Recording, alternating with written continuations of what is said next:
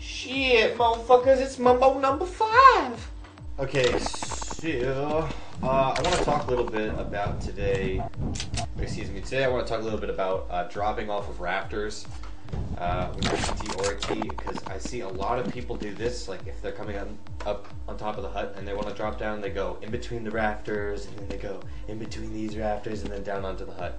That takes a lot of time, and it's just painful to watch, because you can do it an easier way where you lose 1 health like that, and it's much faster. So like if you're trying to retake a bomb, like the bomb site or something, you don't have to like spend your whole day trying to get down by climbing through like 50 different rafters. You can just run, strafe off to the side, and land on top of a hut. Please do it that way. It costs 1 health. I understand if you only have 1 health, why you might not want to do that, but if you have more than 1 health, like just do it that way. Like it just takes 3 seconds to do, and you can continue your retake so much faster. Now, the cooler way to do it is if you do have 1 health, you can do the little edge bug trick, which I'll explain in a second. I'll just show you what it looks like. Looks exactly like that. I lost 0 health. And basically, let me just explain really quickly what just happened. The way distance is measured in Counter-Strike is by units. Much like it could have been inches or feet or whatever, but each individual bit, which is like a predetermined length, is called a unit, and that stems from map making. Like if you ever use Valve Hammer Editor, you're very familiar with the term units. So everything is in terms of units, and every surface in Counter-Strike has 4 extra invisible units. So right now I'm standing on the box, which is comprised of units. But off to the side of this box, even though it looks like the box ends here, there's 4 more individual or invisible units, and that's where you're able to crawl out pretty far onto different types of materials. It's because you're standing on those individual parts of the units. Now, units are these individual units, these 4 extra units, have very special characteristics. Like for one, if you're walking on a metal material, it will sound like metal. But if you walk on it, or if you run on its individual units, it sounds just like the ground, like not like metal. So as you can see there, there's that different sound. I'll do it one more time. Opposed to the metal. So it has that different audible quality to it as well. Firstly, but as well as the audible quality, it also has if you land on these 4 invisible units, you can actually slide right off of them, and that's called edge bugging. So if you ever heard anything about edge bug, it's when you're landing on the invisible set of extra units on the edge of a surface, making little to no sound and losing no health when you drop onto them. So let me show you how to do it real quick. Even though I know that there's a lot of tutorials out there, this might not be new to you, but I think it's pretty useful to at least go over it and to reassure you that it's very useful. It's not that random, because people found out a way to line it up and such, and I definitely don't take credit for this. I don't know where I got this from, but all I do is you kind of stand in the middle of like these 2 orange beams. You can easily line it by just kind of trying to line to the front of the hut. It's pretty general. But that's the first step. Then you duck, and then you align this top part of this beam here to line up with that like dividing line in the bomb boxes. So once it needs to be like in the middle of them. So once it's about in the middle of them, you're all lined up. You can stand up, and now all you have to do from this point is hold forward, and then immediately once you're airborne, so immediately once your feet leave the pillar, it can be kind of hard to judge this, but with practice you'll get it. You just hold crouch. So just hold forward and hold crouch at the same time. You got to be holding forward too that whole time. I apologize for not reassuring her. So again, one last time. Run up into this shit. Kind of center out in between the 2 orange bits. Line up at the front of the hut if you want to do that. Duck down. Line the beam up with that middle of that box divider. Stand back up, and now I'm just going to hold forward the whole time until I hit until I hit the ground, and I'm going to start to hold crouch immediately once I'm airborne. That's it. It's pretty simple. Something really important I forgot to include when I was recording this initially is this method of doing the edge bug glitch is only possible with a pistol or a knife out. I'll explain why in more detail in the info. I apologize for pausing the video here, but that's really important to remember. Okay, so this next bit was highly asked if I could go over this, so I'll just do it real quick. And it's a spam from T-spawn to B double doors. I've done it in a bunch of videos. I'm sure you've seen it. I don't really need to recap it. But let me just set the bot up here real quick. I'm gonna put him right here. He's CT running through the door. I'm gonna orient him to look like he's running through the door. Okay, cool.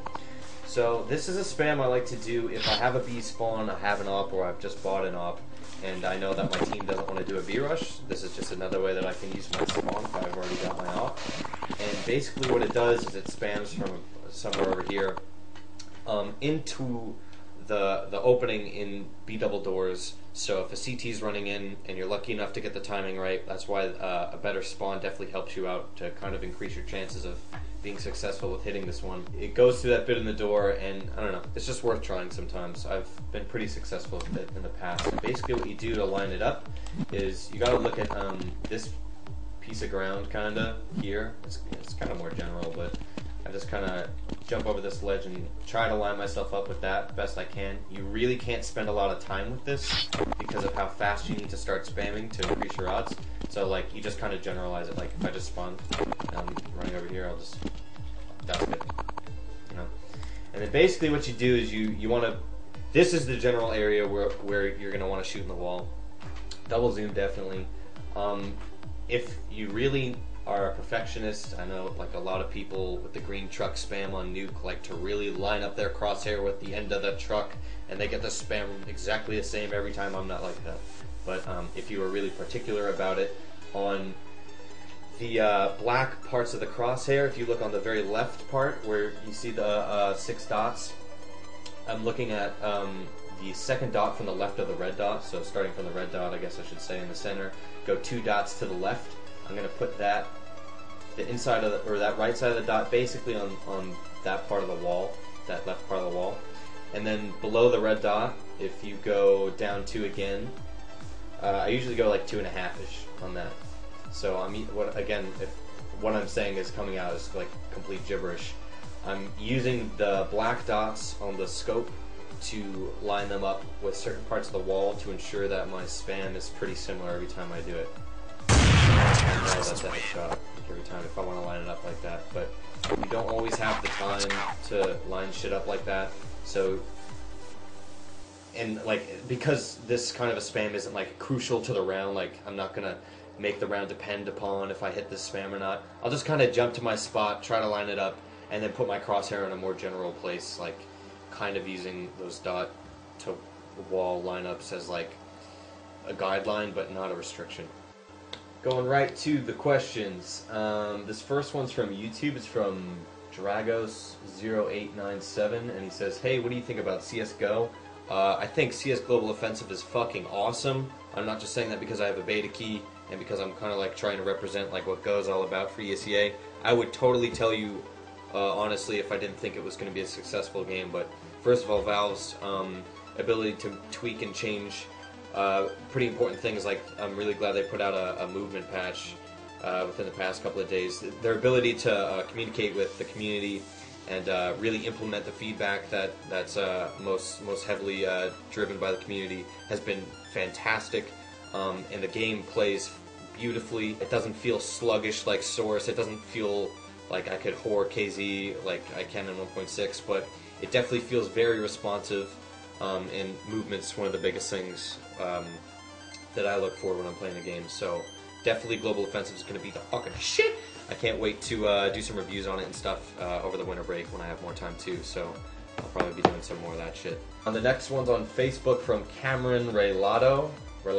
Sorry, I suck. He says, "What should you do when you're down in numbers during a match and you need to plant a bomb?"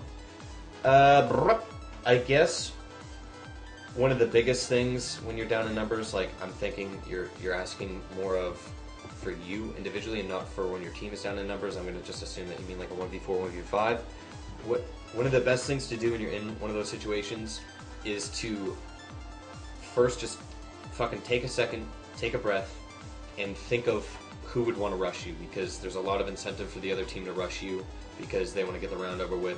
They're up in numbers, they're confident, they can like pull off some more risky things like just peeking you for no reason. And that would definitely be my first step, is to just take a second and wait for someone to rush you. If you don't get rushed within the first 5 to 10 seconds, assuming you have like a lot of time in the round to play with, I would definitely try to work towards the middle of whatever map you're playing, because that way it's probably the least covered area.